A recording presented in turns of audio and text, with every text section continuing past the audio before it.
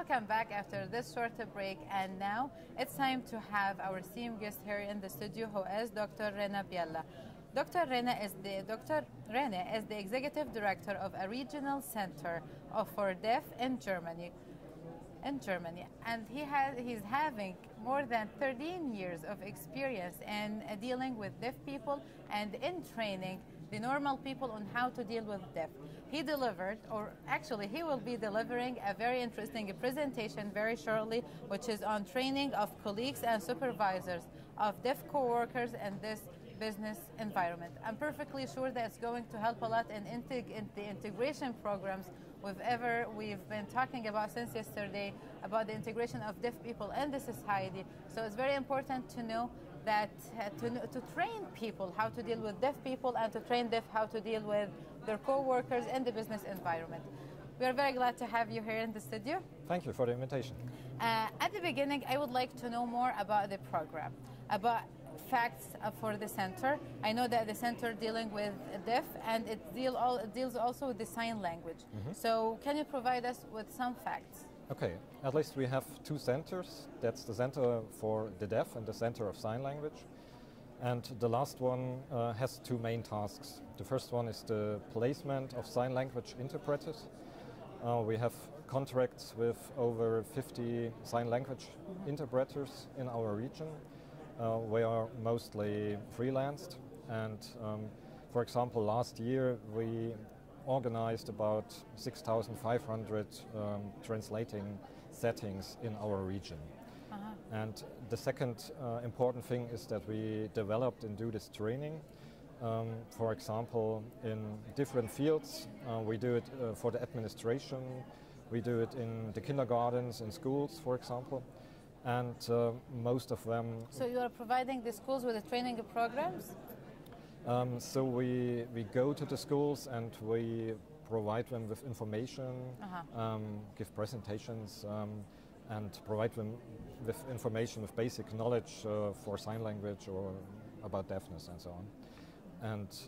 And about the presentation you will be having, can you please provide us with strategies you guys follow in the center, the main tools that you are using regarding training the people who are hearing on how to deal with their deaf co-workers, and again training the deaf co-workers on how to deal with people in the business environment. So it's a very practical field, I believe. Yep. And it has lots of strategies, and when we talk about practice, we are talking about different strategies because every person is unique. So can you provide us with the main strategies and techniques? In general, what we do is that we go to the company, and in the beginning of the preparation, we are interested in the requirements and needs of all the participants. Usually we were called by the company itself, by the employer himself, to book a training, but we want to know more about the needs of all participants. That's very important for us.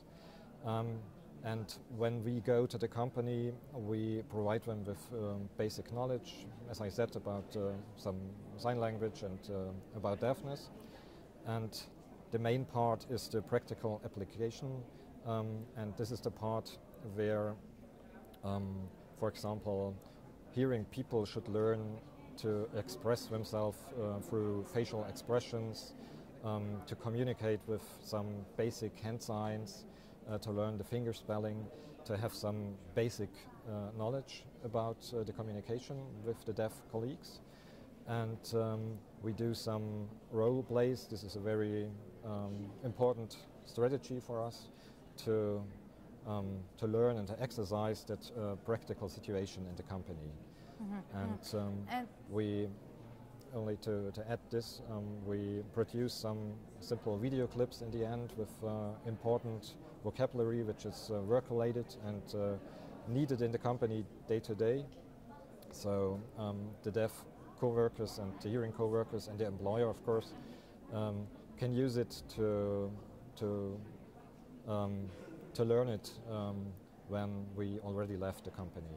So this is always connected with the goal to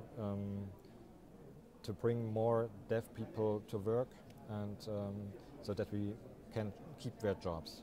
That's very important. It's very important. Why? Because we've been talking about the high rate of unemployment among people with disabilities. So it's going to help with the integration, with more employment, with more job opportunities for them.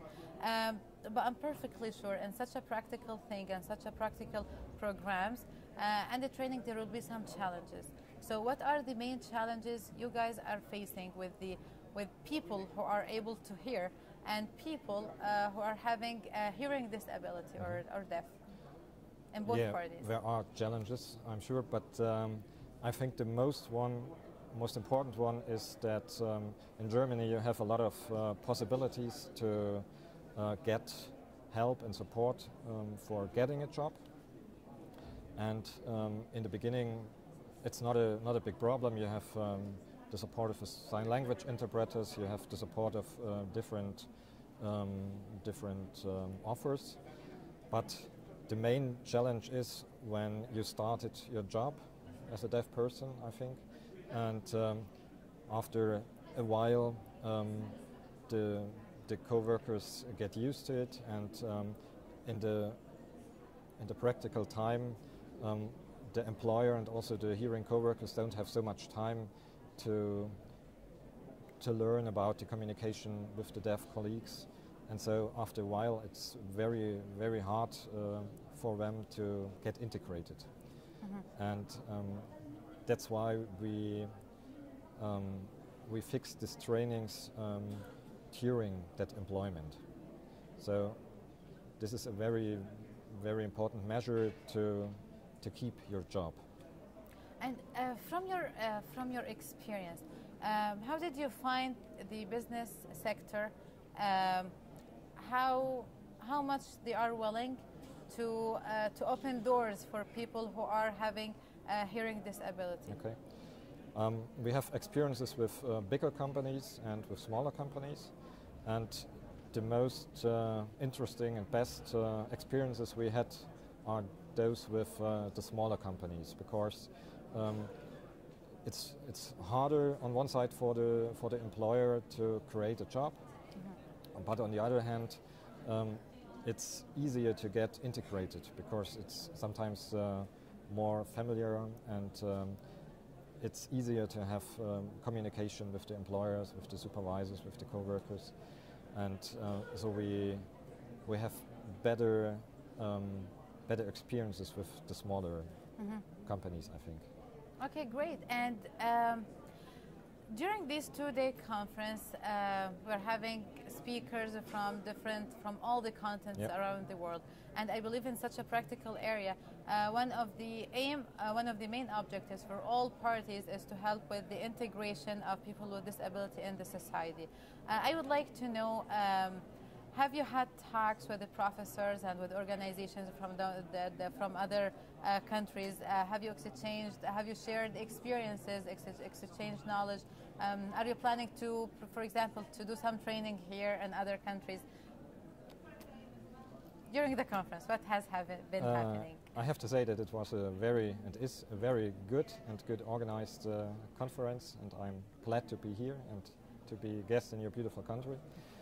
And yes, I had a lot of talks and a lot of possibilities of exchanging knowledge with the other participants from Saudi Arabia and from the other countries. And we changed a lot of contacts, so I'm sure it will help us, for our organization and the others, to keep in contact and to develop new ideas.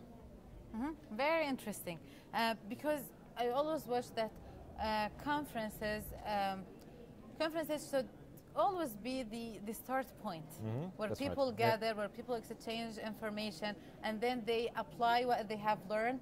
They try to implement what they have heard from other speakers and from other professors and from other scientists. So inshallah, it's going to be the start for a very international, huge programs to help people with disability to be more integrated with the society. By this, we come to the very end of our interview. I wish you all the best of luck with your upcoming presentation. And thank you so much for having this mission to integrate people with disability in the society, and by letting them be able to join the labor market, because I'm perfectly sure from yesterday till now we've met with hundreds and hundreds of people who have exceptional talents and gifts. Yep. They just looking for the right environment. So hopefully we can provide them with the right environment. Thank you so much. And by this we come to the end of the hour of our interview. We are gonna go on a very short break, and then we'll be right back with my colleague Najla, so stay tuned.